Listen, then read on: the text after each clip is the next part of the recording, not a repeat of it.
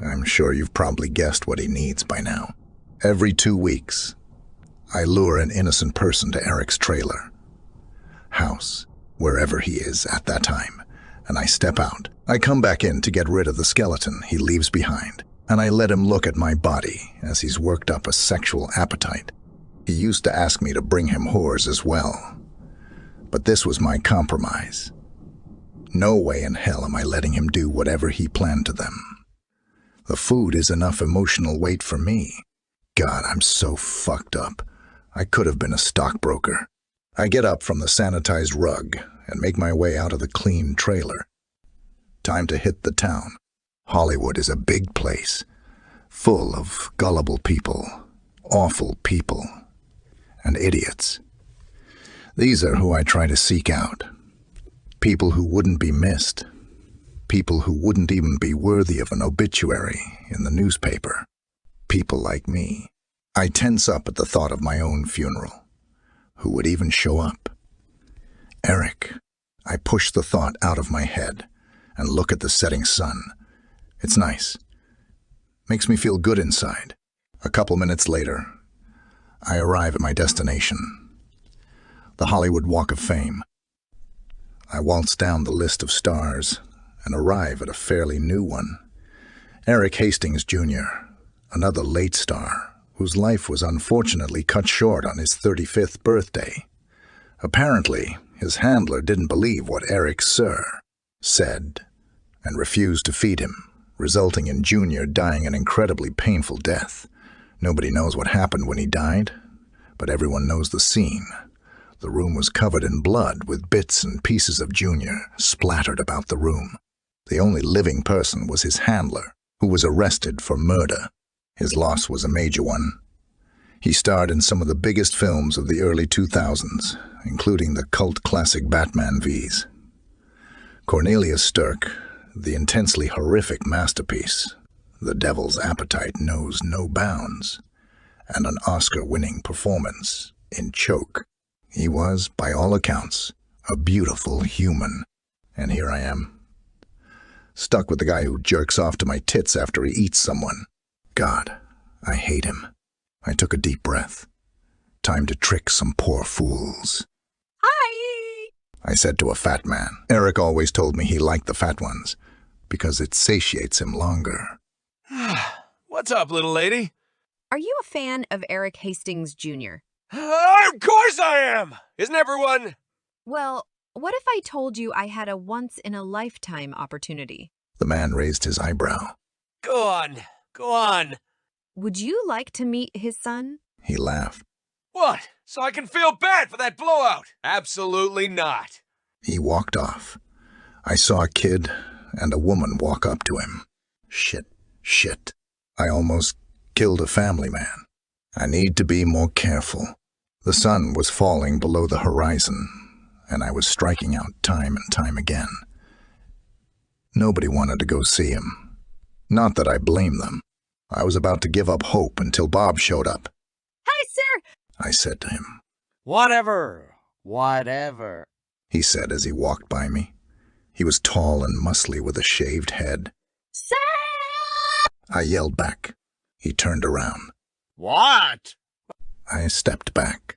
Did you want T2 and me? Spit it out already. I gulped. Do you want me at a celebrity? He leaned in. Huh? Do you want to meet a celebrity? He leaned back.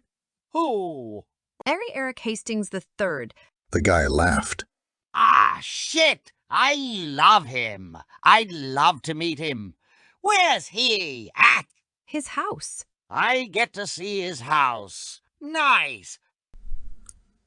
That tough guy facade had completely dissipated. Yes, sir. Come with me. Say, I'm Bob, by the way. Valerie. I looked into his eyes. He seemed friendly. I'm sorry, Bob. You don't deserve this. I walked him to my car, and I drove to his end. He wouldn't stop talking about Eric. So you work for the man, huh? Yes, sir. Oh, that's so cool. It's all right. All right. It's Eric Hastings, I shrugged. When I saw him in National Lampoon's Unwatchable Garbage, I thought he was a riot. I put on a fake smile. I'm glad you liked that movie. What's your favorite A3 movie, Valerie? None of them, I thought. They're all hot garbage, All of them. I said. They're all so great. Nah, that's a cop-out. What's your favorite? I guess if I had to pick one, it'd be Why Do I Lie? Oh, that's his worst one. He's barely in it. It took insurmountable restraint to tell him, that's why it's my favorite. We arrived. My stomach churned. Here we are, Bob. Sick. I escorted him inside of the secluded mansion. We walked through the foyer and into the living room. There he was, Eric Hastings II. The reason I unfortunately get up in the morning. He swept back his illustrious blonde hair and sat on the couch like he's some sort of king. Hey, Val. Love your outfit, Eric said. Thanks. I looked at my blue pantsuit. It actually did look nice. Oh, my God! Bob exclaimed. Val, who's our guest? My name is Bob Conrad, sir. It's an honor and a pleasure to meet you. As if he teleported, Bob shot over to the couch and violently shook Eric's hand. Whoa, hey now, buddy. It's nice to meet you. Bob chuckled. You called me your buddy, sir. Well, you are, aren't you? Eric looked at me and motioned for me to go in the bathroom and get ready. I heard Eric ask him what his favorite movie of his was as I locked the door. I unbuttoned my suit and kicked my shoes off, removing my underwear as well. I looked in the mirror as well. I looked in the mirror, seeing all these freckles covering my body. I look okay. Not good, not bad, but it keeps Eric from doing worse than murder. I left my headband and glasses on and opened the door. The conversation had turned from movies to Bob's blood-curdling screams. The feast had begun. I peeked around the corner and saw Bob, so happy to be here moments ago, sprint for the door. His arm was hanging from the socket and he was covered in blood and bite marks, but he was alive. Hey, Valerie, help up! He screamed. I said nothing and stuck my foot out. He tripped, falling and breaking his neck with a sickening crack. I felt nothing. Eric, your dinner is in here. Thanks, Val. He made his way into the foyer and saw the corpse. His smile faded. God damn it, why'd you have to go and kill him? Now he's gonna taste bad.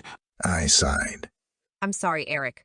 Maybe you can snack on him while you... Nah, I'm not in the mood for that anymore. I'll just eat what's left. You better go find me a live one tomorrow, 'cause I'm not waiting another 2 weeks with this in my stomach. I said nothing. Go get dressed. You look like a whore. I sauntered back to the bathroom and quietly put my clothes back on. I looked in the mirror, ashamed. Assistant to a cannibal. No real relationships. All the people I meet are food for him. I fell down and wept. Not because of my sins, but because of my hopelessness. All because I wanted to help an elderly family friend. I bit my thumb hard enough to draw blood and watched it trickle down my hand. It dripped onto the floor with the same force as Bob's head. I could have been a stockbroker. Eric came in, covered in blood. Hey, Val, just wanted to tell you, he actually didn't taste that bad. I wiped the tears from my face. Yeah, still a bit gamey, but overall not bad. You did really well. He smiled and closed the door. I looked in the mirror and smiled. I was blushing. God, how I love him. Credit. Sirenita.